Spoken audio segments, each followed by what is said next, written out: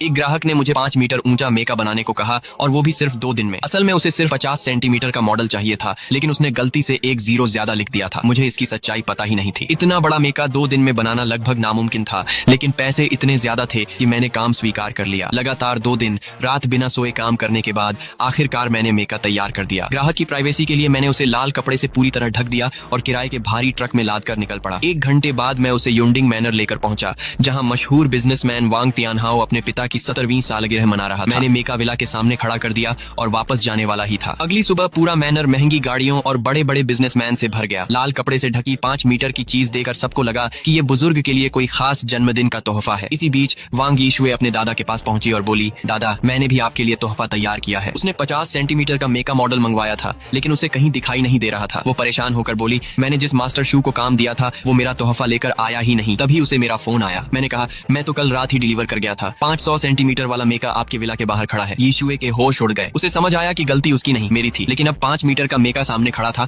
और उसे लग रहा था कि सिर्फ 2 दिन में बना है तो अंदर से जरूर घटिया होगा। आखिर सब लोग लाल कपड़े के पास पहुंच गए। यीशुए ने घबराते हुए कपड़ा हटाया और सामने खड़ा मेका देखकर पूरा माहौल बदल गया। वो इतना शानदार था कि किसी को यकीन ही नहीं हो रहा था कि इसे सिर्फ एक वेल्डर ने बनाया है। तभी लोगों ने शोर मचाना शुरू कर दिया, कॉकपिट खोलो, अंदर देखना है। यीशुए ने मेरा भेजा हुआ मोबाइल ऐप खोला। जैसे ही उसने एक बटन दबाया, मेका के अंदर से अचानक भारी मशीनों के चलने की आवाज आने लगी। सब लोग घबराकर पीछे हट गए। फिर मेका की आंखों में लाल रोशनी जल उठी। उसने सामने खड़ी यीशुए को पहचान लिया। अगले ही पल उसकी विशाल बांह आगे बढ़ी और यीशुए को उठाकर सीने के पास ले आई। कॉकपिट अपने आप खुल गया। यीशुए अभी कुछ समझ भी नहीं पाई थी कि मेका ने उसे अंदर खींच लिया। दरवाजा बंद होते ही पूरा माहौल सन्नाटे में बदल गया। अंदर बैठी यीशुए के सामने पूरा कंट्रोल सिस्टम अपने आप जाग उठा। उसे ऐसा लग रहा था जैसे वो किसी असली फाइटर जेट के अंदर बैठी हो। बाहर खड़े लोगों का उत्साह अब और बढ़ गया। लेकिन तभी एक आदमी ने सवाल किया, अगर ये सच में इतना एडवांस है तो क्या ये उड़ भी सकता है? सब हंस पड़े, क्योंकि किसी को भी विश्वास नहीं था कि 5 मीटर का लोहे का मेका आसमान में उड़ सकता है। सिर्फ वांग निंग चुपचाप खड़ी थी। उसके चेहरे पर जलन साफ दिखाई दे रही थी।